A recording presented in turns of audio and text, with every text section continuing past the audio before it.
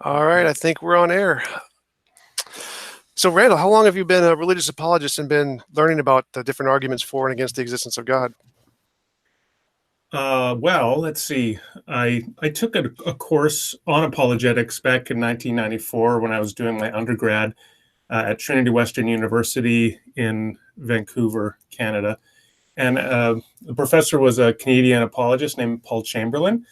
He did a great job of kind of getting me excited and interested in the topic. We actually had William Lane Craig come and speak at our class, so 24 years ago. And I've sort of had my own interest in apologetics ever since then. And you've done a number of debates and written a lot of books on the topic, so you're pretty well versed on this. But you've never really been convinced by any of the atheists' arguments? Well, yeah, convinced, clearly not in the sense that I'm a theist and a Christian theist teaching at a seminary. But I do think that there are many good arguments for atheism, just as there are very good arguments for Christianity and for other worldviews as well. So what a good argument is, to my mind, it's an argument that's logically valid and that has minimally plausible premises, preferably, of course, more plausible than their denials. And I think that one thing you'll find is that different people find different premises plausible. So an argument that could be a good argument and persuasive for one person may not be so for another person. And the fact is, I've never been more persuaded by the premises of an atheist argument than by their denials. So I'm not an atheist, but I do think that there are good atheist arguments out there worth considering. So I'm an atheist, and by that I mean I don't believe there's any good arguments or evidence for the existence of God. And you said there were. Could you give me some examples of what you think are some good arguments? And then I'd like to tell you why I don't find those compelling, and I'd just like to hear your thoughts on my position. Can I pick at what you just said a little bit? Sure. Okay, so you kind of already said you're going to tell me why you find what I say not compelling without knowing what I'm going to say. How does that work? Well, I consider myself pretty familiar with most of the arguments. So if you came up with a new argument that I haven't heard before, I wouldn't be able to, but I'm assuming I've probably heard most of them. Okay. Well, and let me just offer another observation that in conversations, it's both parties, they're probably going to have a more open exchange if we kind of don't set the table in advance. I think it's in all likelihood the case that neither you or I will be persuaded by the other at the end of approximately a 1 hour exchange. But I mean, we could say something that would persuade or nudge the other, at least in a direction closer to that other position. So I think we can at least agree on that much. Sure. Now, can I also ask, so the way you defined atheist, did I get it right that you said you're an atheist in the sense that you believe there are no good arguments for God's existence? Yes, I would agree with something like Christopher Hitchens, who said, the atheist does not say there is no God. The atheist says there's no reason to believe in a God. Okay, so by that definition, a Christian fideist who believes there are no good arguments for God's existence, but nonetheless they are for non-rational reasons a believer in God, they would be an atheist by that definition. Possibly, sure. Okay, so that would seem to be a defeater for the adequacy of your definition, because if a person would qualify as an atheist even while believing in God, you probably would want to revise the definition. Well, I just adopt the definition because it's what's most used by most atheists, as far as I know, most big atheists. So it's mostly just a representation of the position. The definition itself isn't really important. Okay. Can I maybe talk for a moment about solipsism? So you're familiar with solipsism? Yes, the belief that your mind is the only thing that exists and everything else is just a construction of your mind? Yeah, essentially, yeah. No other minds exist other than my own. So, of course, solipsism is for everyone who would espouse that a thesis held relative only to that individual. So with that in mind, can you give me an argument that would persuade me that solipsism is false? That would, that my claim that I'm the only mind that exists is false? Just the methodological position, kind of like in science, we assume there is an external world and that we can learn things about this external world. Well, I would say we can assume that there are other minds and we can learn things about these other minds in the same sense as science by just making testable predictions. I can interact with you just like I can interact with this water bottle next to me. Even though it may not metaphysically exist, we can still make predictions about those interactions. Okay, but of course I could explain all of that data with respect to the workings of my mind. Absolutely, and you could do the same with science too, and just say we're all part of the matrix. So I can't prove anything with absolute certainty, but I can still say generally it's reasonable to believe there are other minds, just like it's reasonable to believe the external world is a thing. So you would concede that you couldn't provide an argument to show me that solipsism is false, but that, of course, wouldn't give me a good reason to think solipsism is true. Absolutely. Yeah, so by the same token, even if I fail to persuade you that theism is false, does not in and of itself give you a good reason to think theism, the fact that I couldn't persuade you to think atheism is false does not give you a good reason to think atheism is true. Well, again, I'm using the negative definition of atheism as just a lack of, there is no reason to believe in a God. I'm not saying there is no God. So atheism, if it's true in my sense, just means there are no good reasons to believe in a God. Okay, and how would you define a good reason? What would a good reason look like? It's like I gave you a definition a moment ago of a good reason for me. What was to be an intuitively compelling premise or a conclusion that follows validly from intuitively compelling premises? What would your definition of a good reason be? Well, I would use my epistemology starts with there is some difference between my imagination and my experience. And so if you're making a claim about what actually exists in the world, you need to be able to have some criteria to differentiate those two things. And if you present that criteria and it seems to work, that would qualify as evidence for me. So if you can provide some methodology to differentiate between something that's just a part of our imagination and something that's a part of the world, and whatever passes that test would qualify as evidence. Are you referring like to a principle of falsification, that you must be able to falsify something to show that it is true? In general, yes.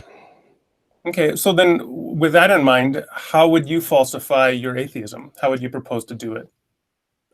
You would have to just present a good argument for the existence of God. Okay, that seems circular. What would a good argument for the existence of God look like? Because that's what I'm asking. What is a good reason? You said, well, a good reason would be one that falsifies. So I said, well, what would falsify atheism? If God came down and met us, or if I could pray to God and get a gold brick every time, reliably make testable predictions based on the assumption if a God exists, then we can do this test and get this result, something like that. Okay, so something that is sort of an immediate sensory experience you have was the first one, or testable prediction. Those are your criteria for good arguments? Testable predictions definitely would be testable predictions would be my primary source. Yes. Okay, why? Like, I can see that one would have that assumption if one is assuming that belief in God is analogous to belief in a scientific hypothesis that is justified with respect to testable predictions. But I don't know, I don't accept that definition of God, that God is like a scientific theory. So why would you accept that definition? So from my perspective, everything starts off as essentially just something in our heads, and then we have to demonstrate that it's more than that in a part of the world. And so we need some criteria to differentiate between the two, stuff in our head and stuff that exists in the world. And I use testable predictions as my criterion to do that. Okay, so testable predictions. So we start off with just what's in our head. It sounds like you start off committed to the truth of idealism rather than realism, i.e. that there is an external world that corresponds to our mental events.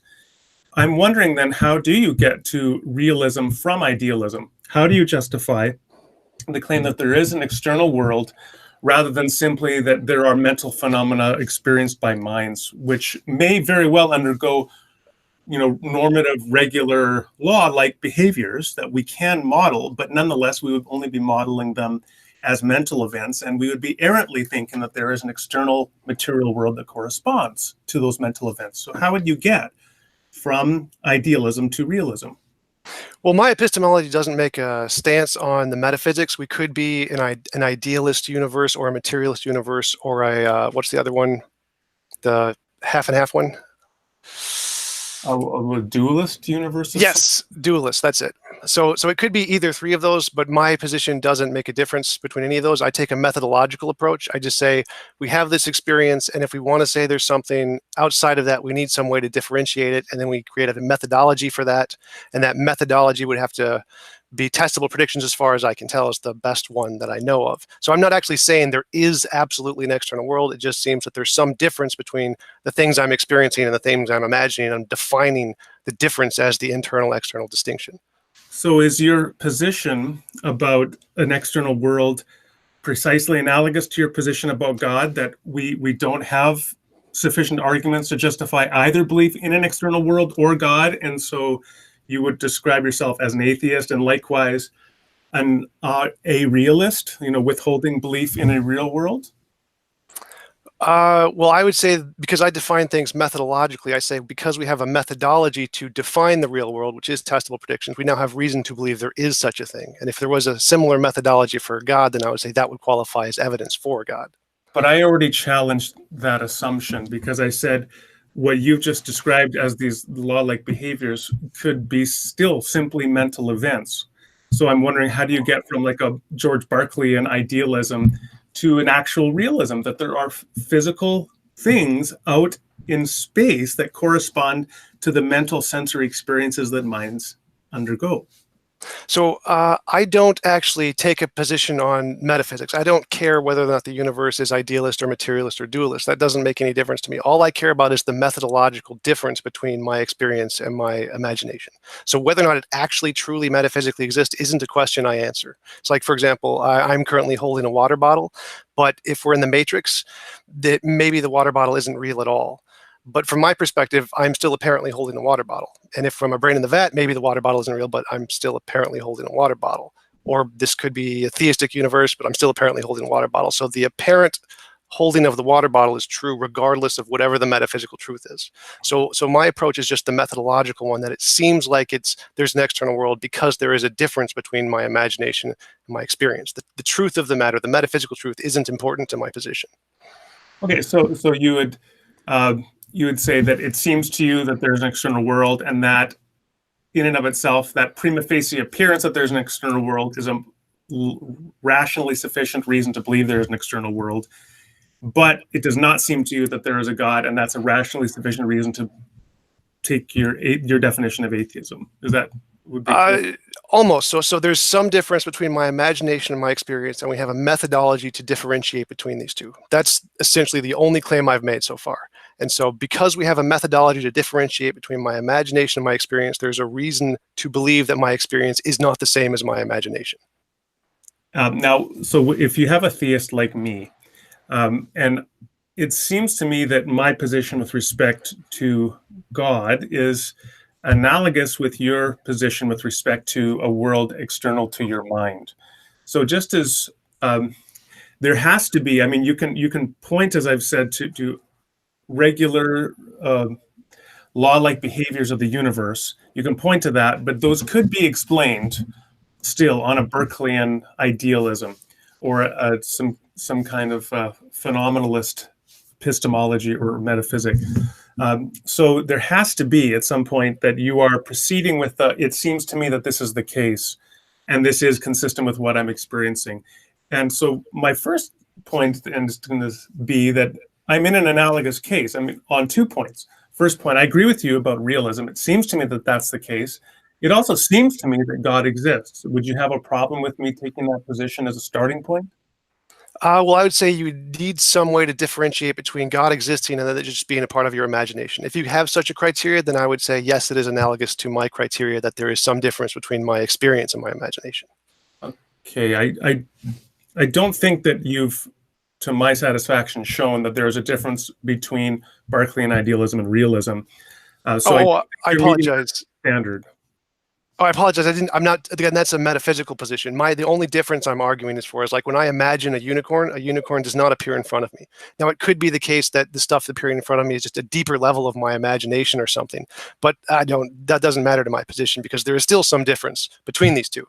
When I imagine a unicorn does not appear in front of me, so there is some difference between the world I'm imagining and the world I'm experiencing. And that is all the only claim I'm making. They could both be just some deeper level of my imagination. I'm fine with that. I think we're both would say we're epistemic fallibilists.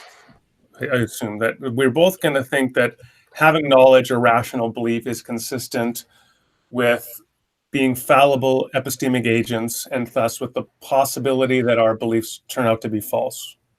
Absolutely. Yeah. So I'm also kind of dancing around this concept of beliefs that are properly basic. I take it are you familiar with that concept? I am. Okay. And so would you think, for example, that belief in an external world or belief in minds other than your own can be held as a properly basic belief rationally by an individual? Or do you think that a person needs to have arguments and evidence to justify or support belief in an external world or minds other than one's own? I believe you need arguments and evidence. I don't believe they are properly basic. Okay. I'm still not familiar then on what the argument you've given to show the falsity of solipsism is, or what Oh, argument you've given to show, or unless you're just saying, well, actually, we can't really believe there are minds other than our own. We can only hold that as a pragmatic methodological assumption.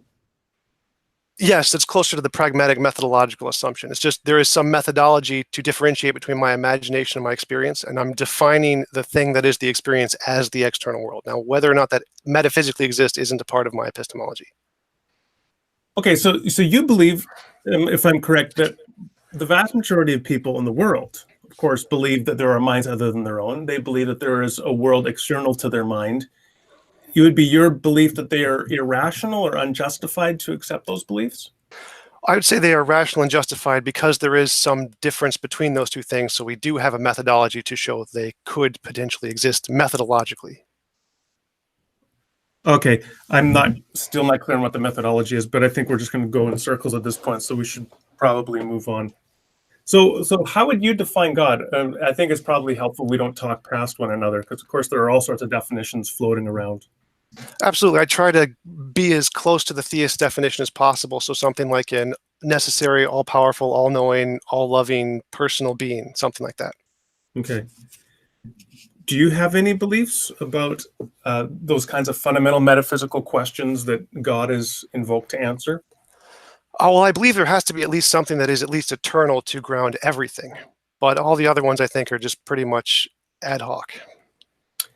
By eternal, do you mean always existing? Do you mean metaphysically necessary or something else? Either of those would be possible. I don't know which, but either one would definitely be a possibility. Okay. Are you familiar with the term ultimism? Vaguely.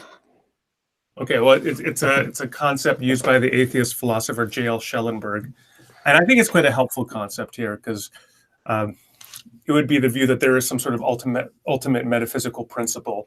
Theism would be one answer to what that nature of that ultimate metaphysical principle is, but of course there could be others.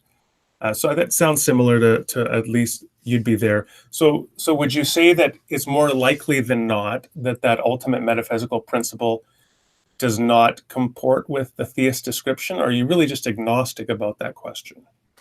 Well, I'd probably say it's not likely to be the Christian idea because of the problem of suffering, but there are definitely a lot of possibilities. It could be theism or deism or pantheism, naturalistic pantheism, polytheism, and all those different options. Okay, so it's more likely than not that the theist or Christian theist definition is false because of the problem of suffering.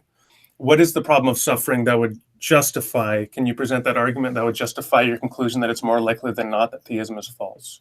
Sure, if there was an all-powerful, all-good God, then he would have created the best of all possible worlds. We don't live in the best of all possible worlds, therefore there is no all-good, all-powerful God. So why do you think there is such a thing as a best of all possible worlds? Because I believe in objective morality, and I believe that that can be instantiated by the idea of the best of all possible worlds. I believe in objective morality too, but it also seems to me that there's something conceptually flawed with the idea of a best of all possible world, in the same way that there's something conceptually flawed with the highest number. So what How so? Well, because you can always count one higher. You could always add a little bit more good to a possible universe. So how would you argue that there is such a concept as an absolute best possible world is a coherent one?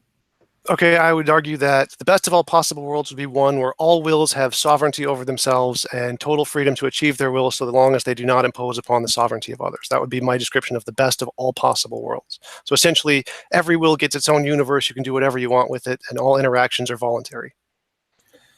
you have we all have intuitions, of course, that we're working with. My question is that what would give you the confidence that your intuitions about what a best possible world would look like are reliable intuitions? Because I think in many cases we run up against this issue called in philosophy cognitive closure, which is the idea that in many cases we have good reasons to believe that our intuitions and our reasoning about particular topics is limited and flawed. Not that it's completely errant, but that it is not completely reliable. So my question would be, what justification do you have that the way you've described the best of all possible worlds really would be, in fact, the best of all possible worlds?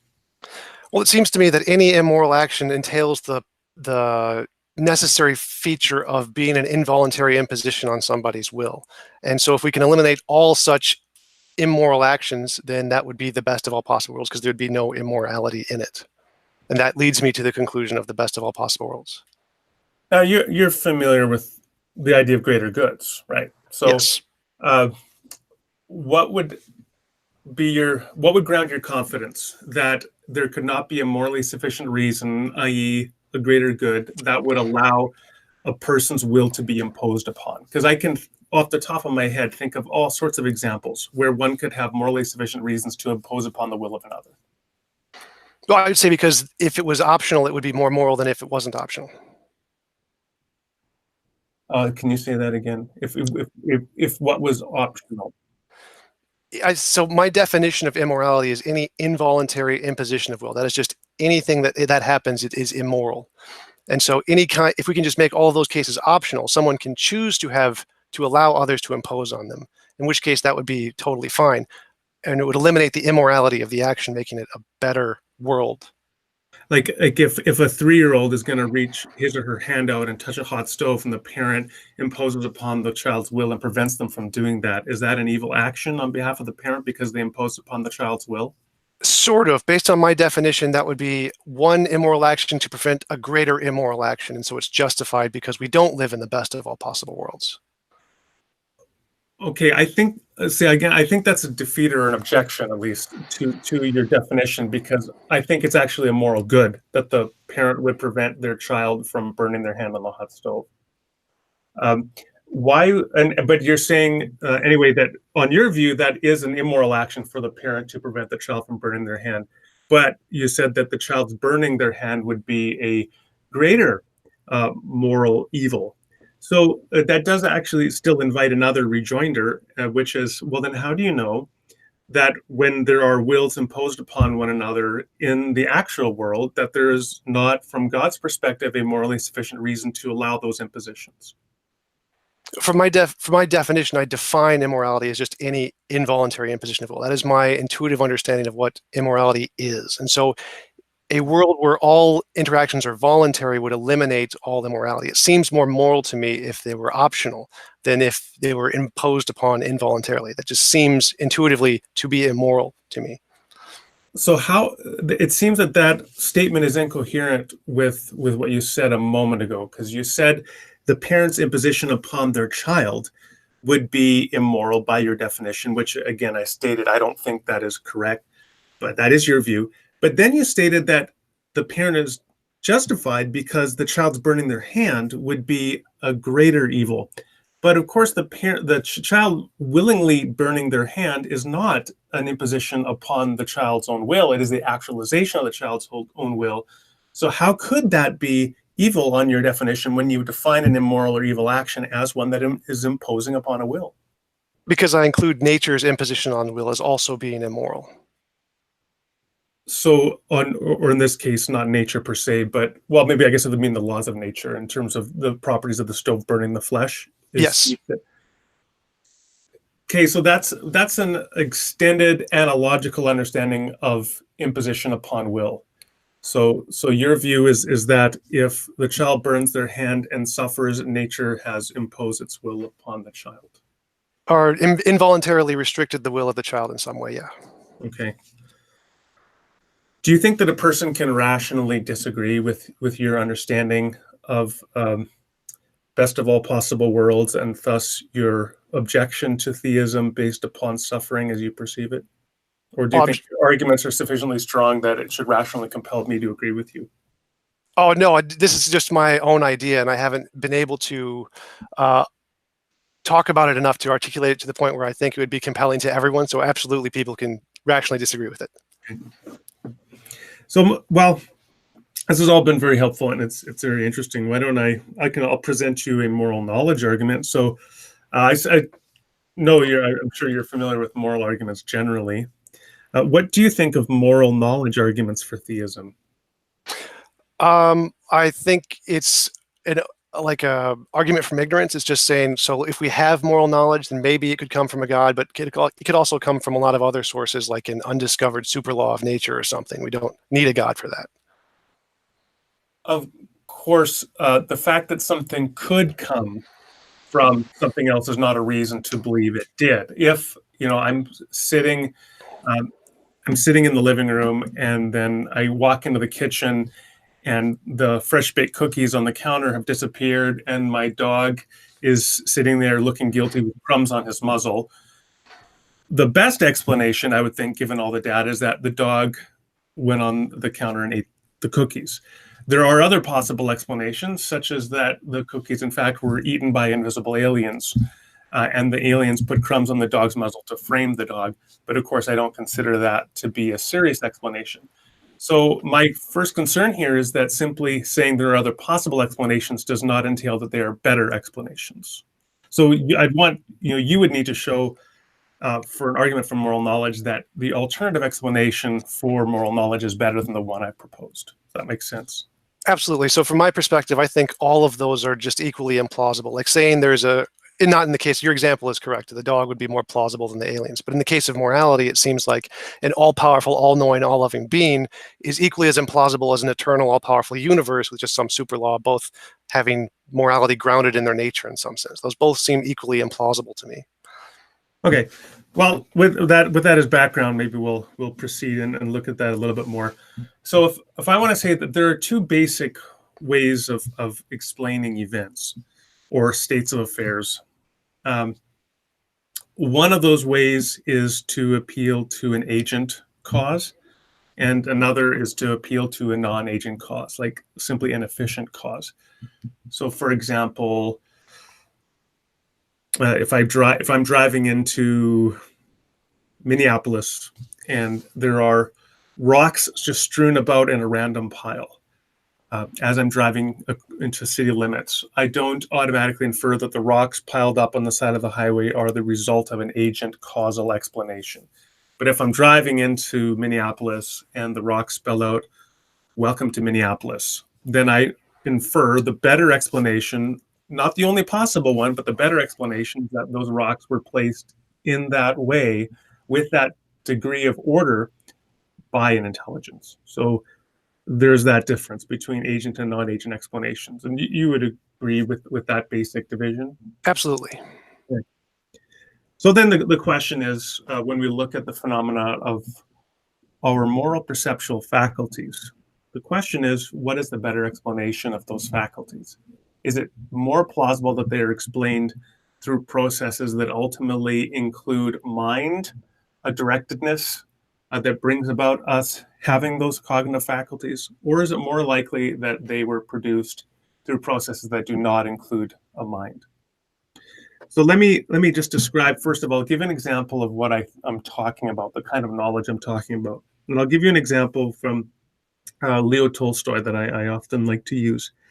So Leo Tolstoy, the great Russian novelist of the 19th century, he witnesses a public beheading. This is one of the last public beheadings in Europe at the time. And this is what he wrote subsequently to having observed this event. He said, "When I saw the head divided from the body and heard the sound with which it fell separately into the box, I understood, not with my reason, but with my whole being, that no theory of the wisdom of all established things, nor progress, could justify such an act.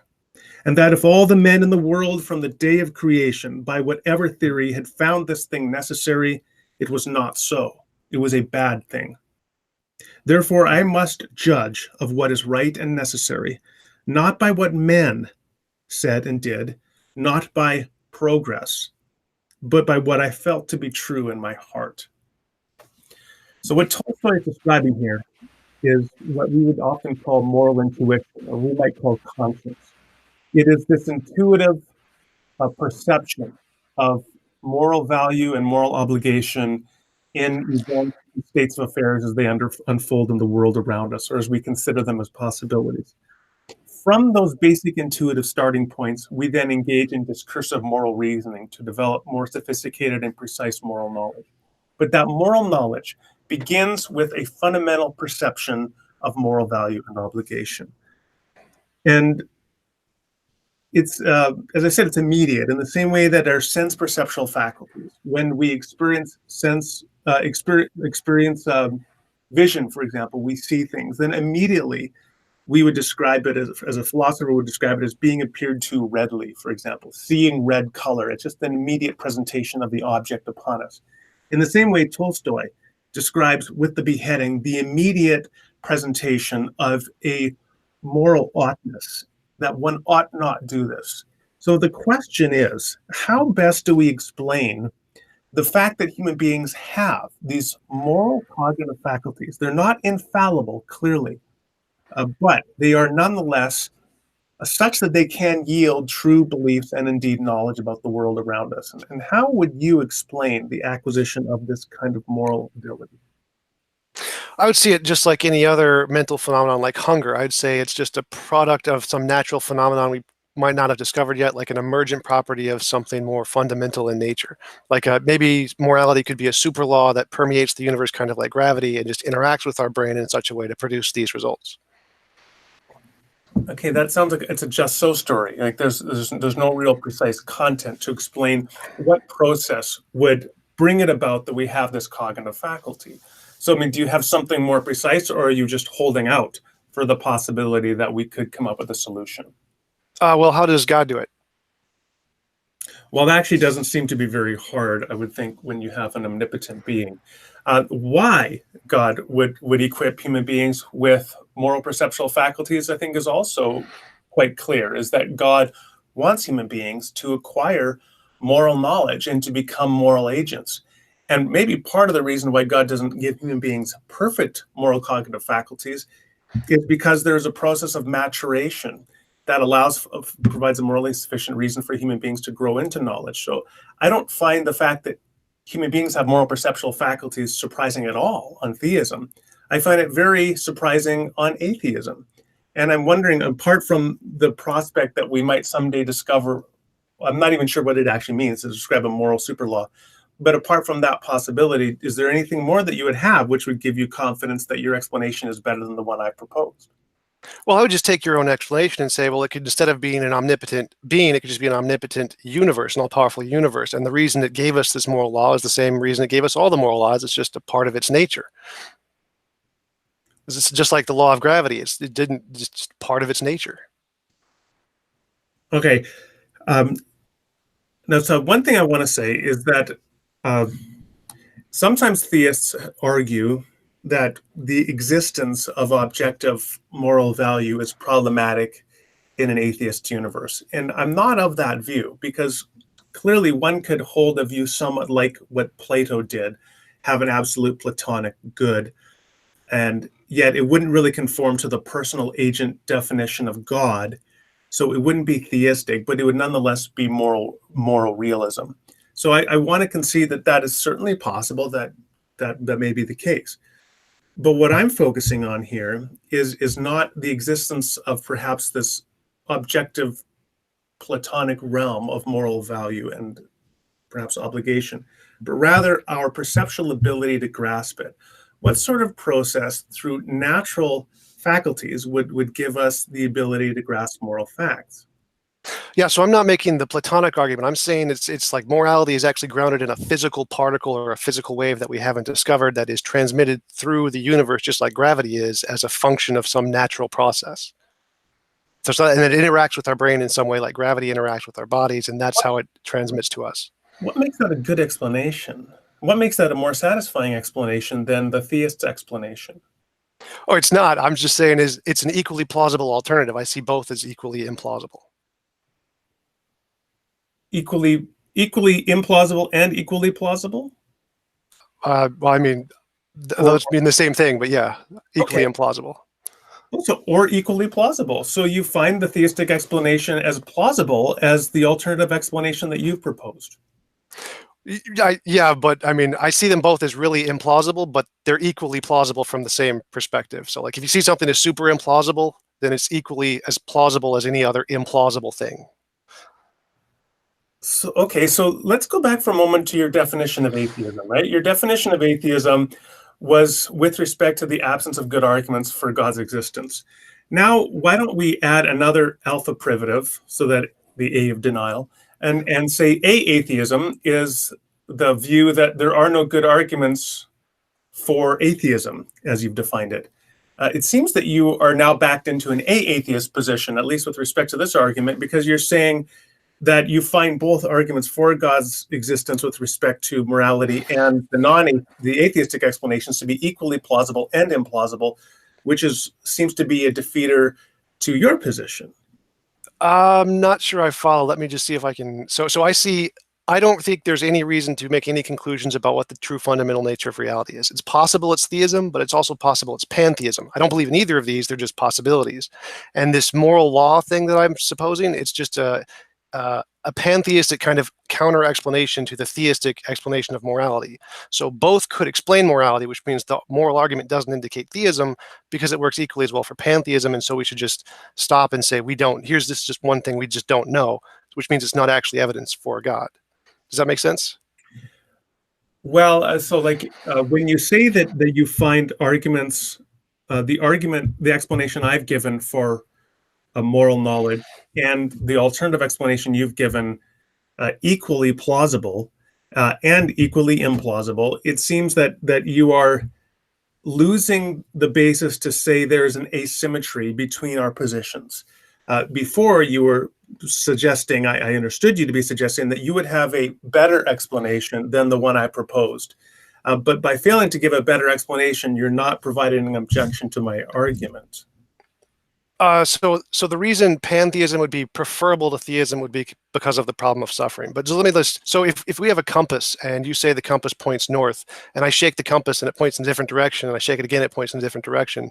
The compass doesn't actually point north. It's not evidence of that direction being north. It's just a broken compass. So my argument is that your arguments for the existence of God work equally as well for the existence of the lack of a God, like pantheism or deism or polytheism or transtheism or any of these other alternatives, which means none of your arguments are actually evidence of any of these conclusions. They're just a question we don't know the answer to.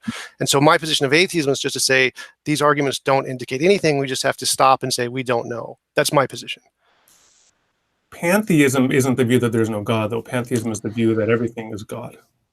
I'm getting my idea from Einstein and Spinoza, who have a more naturalistic idea of pantheism.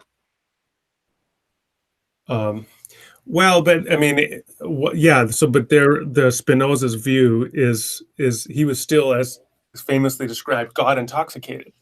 So it wasn't that he was saying there is no God. He was saying there's no personal God, but he was none as Christians or Jews understood it traditionally. But he is saying that everything is divine. That's what pantheism means. So it's quite different from atheism. So I agree that there is some kind of eternal thing, and I can attribute that as to the definition of a God, an impersonal God. And since my argument is that the Christian idea is false, if you want to just define the eternal, all-powerful universe as God, I'm fine with that, because that would still work for the purpose of my argument. So maybe we'll come back to my argument, which you've said you find it plausible, although not more plausible, but also not less plausible than the alternative you've given. Usually naturalists or atheists would appeal to neo-Darwinian processes to explain the acquisition of moral knowledge. You don't find those explanations satisfactory? No, I wouldn't find those as a compelling alternative to an objective morality. Well, no, so, but I'm assuming for argument, because we do agree on the existence of objective morality.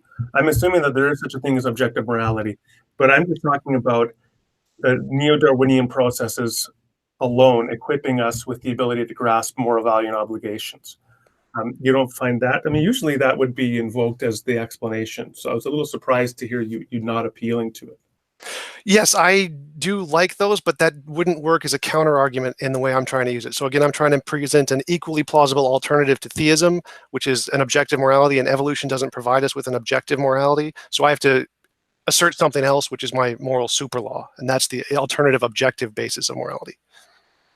Yeah, I don't think we're quite at this moment we're quite meeting one another in terms of understanding. So what I'm saying is, for example, that on this traditional view, naturalism, or well, sorry, naturalistic atheism, reboot, naturalistic neo-Darwinianism. So a neo-Darwinian model that doesn't in any sense appeal at a metaphysical level to a divine being would explain the acquisition of our ability to perceive color by its adaptive advantage. So, for example, those people who can discern red and green tend to flourish, while those people who fail to distinguish red from green end up getting in traffic accidents at intersections. And you can then appeal to the ability to acquire sense perceptual faculties such as color ability to distinguish colors for its natural adaptive advantage. And a similar argument has been and can be proposed for the acquisition of moral knowledge, that moral knowledge has a selective adaptive advantage. You don't find that to be plausible? Well, that's not the argument I'm making. That would be a different argument. Sure. I'm just saying, why don't you find that? I mean, actually, I don't find that argument to be plausible either, so I'm kind of heartened. But I'm just curious as to why you don't find it a good argument. Well, I don't see the evolutionary basis to qualify as objective in the same sense that theists usually mean the word objective. It seems like that would only qualify as a subjective grounds of morality, and so it wouldn't be a valid alternative. But I'm not talking about the genesis of moral value. We agree that moral value objectively exists. I'm simply talking about the cognitive faculties that we acquire, which allow us to perceive the moral value and obligation which objectively exists. I mean, it could work. It's possible that evolution randomly happened to get us to that point, but I don't see it as necessarily likely. Good. So I want to agree that I don't think it's a good explanation. And I was thinking about this morning, so I wanted to share it. So even though this isn't your view, I'm going to take this as an opportunity to explain why I don't think naturalistic explanations are adequate explanations for the acquisition of moral perceptual faculties. And the reason is because we know of examples of human beings that can flourish even in society, even though they lack moral perceptual faculties. The obvious example here being psychopaths, clinical psychopaths. In fact, clinical psychopaths do very well in some aspects of society, such as in business. There was Robert Hare, one of the leading experts on psychopathy. In fact, he developed the psychopathy checklist. He wrote a book called Snakes in Suits, where he looks at the degree to which psychopaths, clinical psychopaths, flourish in business environments. Many of them, in fact, are, for example, CEOs of Fortune 500 companies, because business rewards the kind of ruthless and immoral behavior that is indicative of psychopathy. Other areas where they flourish include, for example, military battlefields. So with that in mind, it would seem that if psychopaths, those who lack moral perceptual faculties and those who have moral perceptual faculties can equally flourish in society, then neo-Darwinian processes alone would not select for the primacy of people with moral perceptual faculties, and thus I don't think that purely neo-Darwinian process is adequate to explain our acquisition of moral perception. I still don't think that you've provided a good defeater to my objection, because even by your own account, you find my explanation as plausible as your alternative. And so again, I'm back at the point of wondering why you would not simply be a skeptic about your atheism, such as you've defined it, as surely as you are a skeptic about theism. So if we had a box and you said there's a rabbit in the box, and all of the evidence that you presented to indicate a rabbit also worked to indicate it was a lizard and infinitely many other things, and there was no difference between these conclusions or the evidence indicating them, then it would be reasonable to say that there is no evidence that there is a rabbit in the box. It's just the evidence points towards everything, which means it indicates nothing. The principle of explosion from falsehood, anything follows. So from my position as an atheist is that we don't know what's in the box. So if you claim there's a rabbit in the box, and I can show that all of your evidence also indicates a lizard, that shows none of your evidence actually indicates the rabbit. Yeah, but I don't even like what you're assuming there is that your alternative, that there is a moral super law or some moral subatomic particle or something that we have yet to discover that will somehow explain the acquisition of moral perceptual faculties. I don't think that is even qualifies as an explanation. I think that because it isn't even defined precisely what you're hoping for, how that would even work. So I'm kind of at a loss. I don't think that we're at the point of saying we have two equally plausible alternative rabbit lizard explanations. Because yeah, if you really had two equally plausible explanations, then agnosticism is the appropriate response. But I don't find that you've provided enough content to your alternative to explain the origin of moral perceptual faculties to give you that degree of plausibility. Okay, so how would you answer that from the theist perspective? How would you answer your own question and provide, how does God give us these? Like, could you give me a mechanical process or something that, how would God do it? I don't know how God brought it about, just as I don't know how we have sense perceptual faculties that function. In fact, this is one of the interesting things in philosophy, is that sense perception theories, you have the adverbial theory, the sense data theory, the theory of presentation or theory of appearing in terms of philosophies of sense perception, they have really not notably advanced over the theories of ancient Greeks, such as what you might find in Plato or what you later would find in Augustine. So from a philosophical perspective, sense perception is a multiply mysterious phenomena. Just as consciousness, of course, is. I mean, if you study philosophy of mind, you know that consciousness, the idea, as Colin McGinn, atheist philosopher of mind, put it, how does gray matter produce technicolor phenomenology? Well, we don't know. These are really big questions. But the question is not how does it come about, it's the question is what category of explanation would be more plausible to explain how it comes about. And when I'm talking about moral perception, I'm saying the category of explanation that looks most plausible to explain how it would come about is an intelligent mind explanation. It's the agent cause that I described rather than an event or non-agent cause. So you said you don't know how God can bring about morality, and I would just say the same thing. I don't know how pantheism and the superlaw do it, but those seem equally plausible. Then you said you think it's better explained by a mind. Could you give me why do you think it's better explained by a mind source? Yeah, because let's go back to the rock spelling out "Welcome to Minneapolis" as you drive into the city. What allows us to infer properly that there is a mind explaining the placement of the rocks is that there is a cohesive fit between this sequence in which the rocks are on the ground at their relative geographic proximity to Minneapolis and language, the fact that this seems to be spelling out in English welcome. And similarly, when we look at how a mind functions to grasp moral perceptual facts, well, unless there is an adequate non-agent explanation for the way that mind functions, there seems to be this perplexing fit, which we regularly, when we find that kind of fit, we do appeal to minds. For example, if you have a radio that can tune in to radio signal frequencies, well, the fact that it can do that is one reason that we infer that this radio has a designer behind it or a mind behind it. And I think we have the same phenomena when it comes to the human mind and its moral perceptual faculty. So unless you have a better explanation that does not appeal to mind, I think mind remains the best explanation. So from my perspective, I don't see any difference between that and say like hunger or our sense of gravity. Like, so if we imagine 1,000 years ago or something, before we knew what hunger was, it's just this sense in the brain, kind of like the moral sense. Would it be reasonable to just conclude that hunger was sourced by a being in some sense too?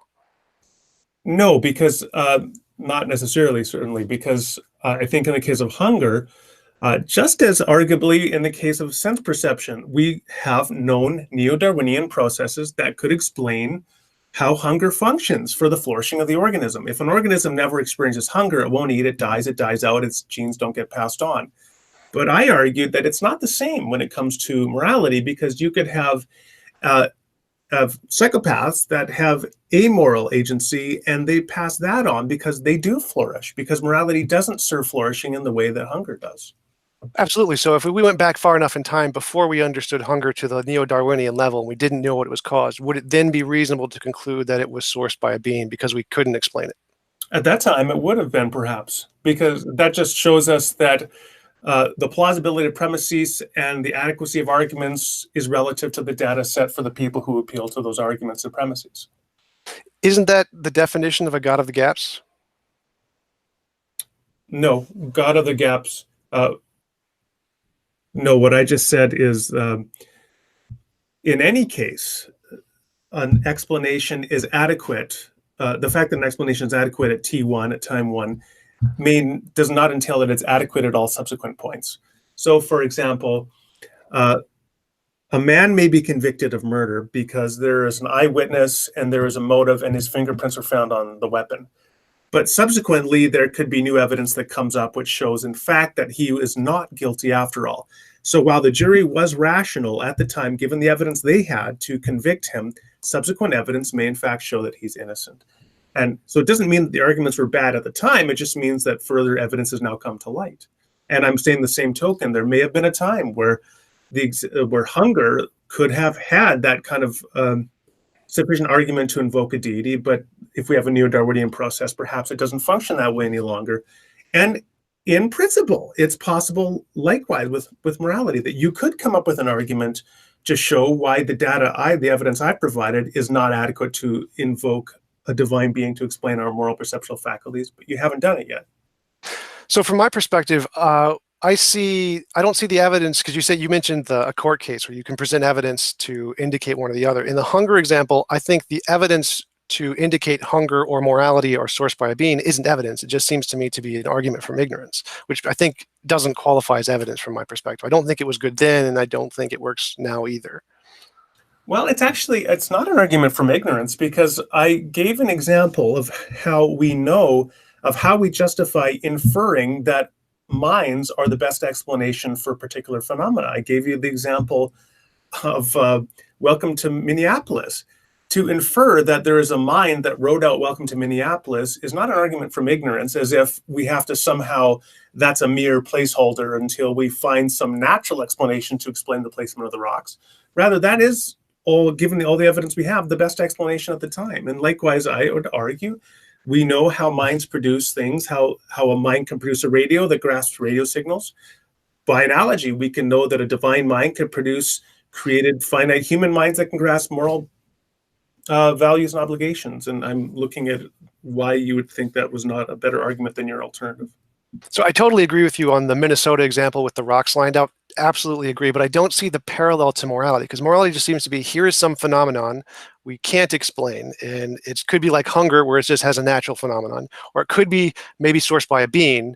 We don't know. Why shouldn't we just stop and say we don't know? Because all the other times in history where we've tried to attribute these unknown phenomenon to beings, we've been wrong as far as I can tell. Like we thought, like if we see lightning hit a guy in the middle of a field, it's like, oh, he must have done something to anger the gods. It must have been a personal source. But then if you understand electromagnetism, if you're standing in the middle of the field carrying a giant iron sword, well, it's highly likely that you're going to get hit by electricity. So how is this case of morality any different than all of the other times we've tried to attribute unknown explanations to gods?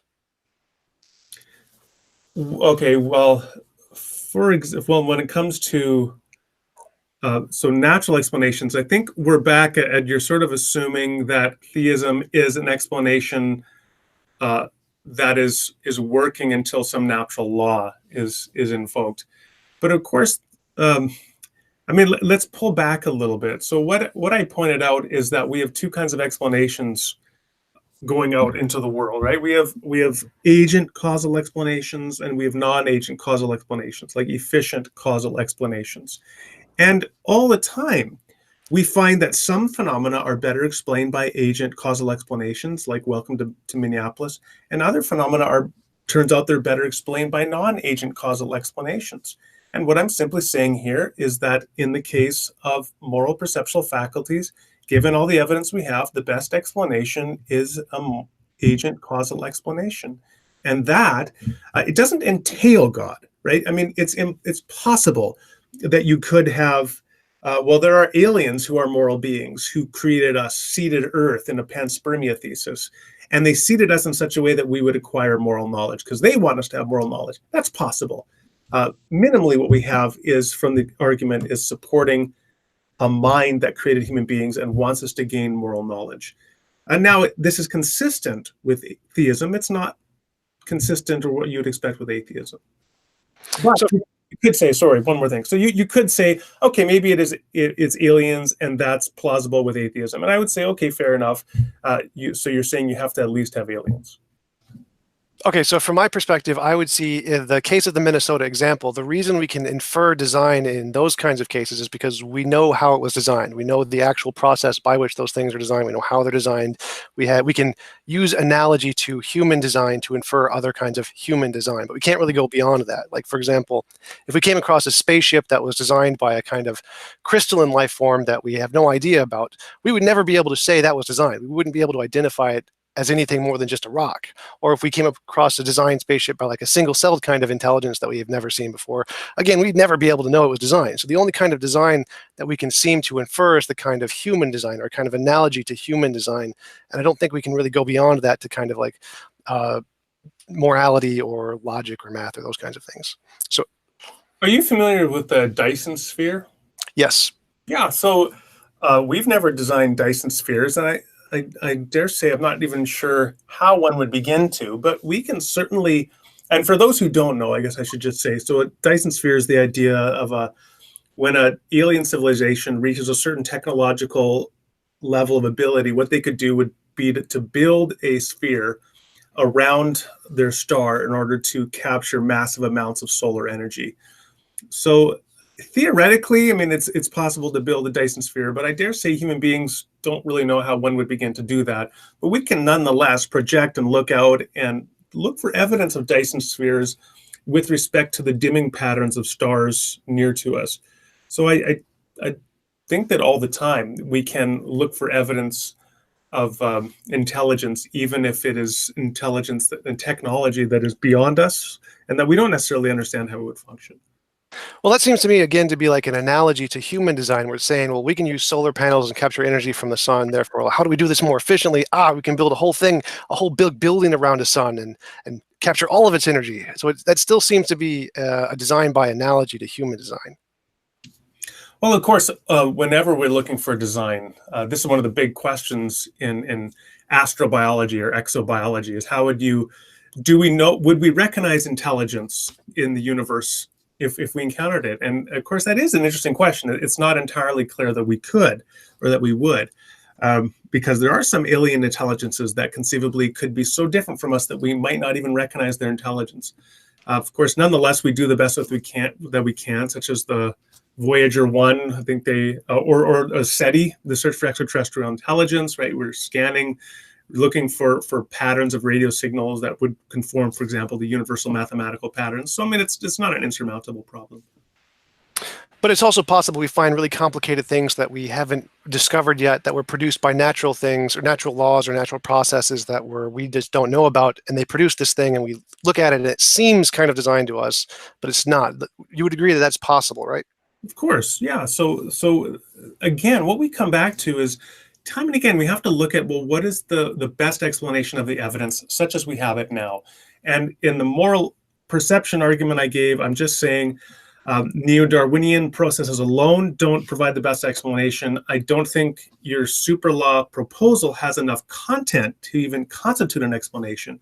So I'm just saying, given the evidence we currently have, I think the theistic explanation for our moral perceptual faculties, or at least a mind explanation consistent with theism, is the best explanation.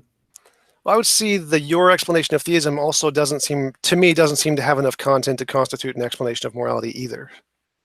Okay, why is that? I mean, you're not familiar with the idea. I thought we had a definition of God that was kind of shared between us. So God is a agent, but in this case, a disembodied agent. So that doesn't make sense to you? It does. I just don't understand how that would ground morality. Well, I'm not asking about grounding morality. I'm talking about creating beings that have moral perceptual faculties such that they can perceive moral value and obligation. So it's an epistemological question of doxastic or cognitive faculties. And that seems equally as plausible to me on pantheism, or actually probably more plausible given the problem of suffering on pantheism. Okay. Well, we have here a draw. I think it's been a very interesting exchange, though. Yeah, I greatly enjoyed talking with you. Thanks for being willing to come on and talk. Well, yeah, Tom, let's do it again sometime if that works. But I very much enjoyed it. I think that you're a astute thinker and you're always questioning, and that's a good thing. And I think sometimes there's some of the conversations can get a little adversarial in this sphere, and I think that the collegial nature of our discussion has been very refreshing. So thanks a lot. Thank you. I really enjoyed talking to you. Thanks again for coming on. You bet. Thanks, Tom. Bye. Bye.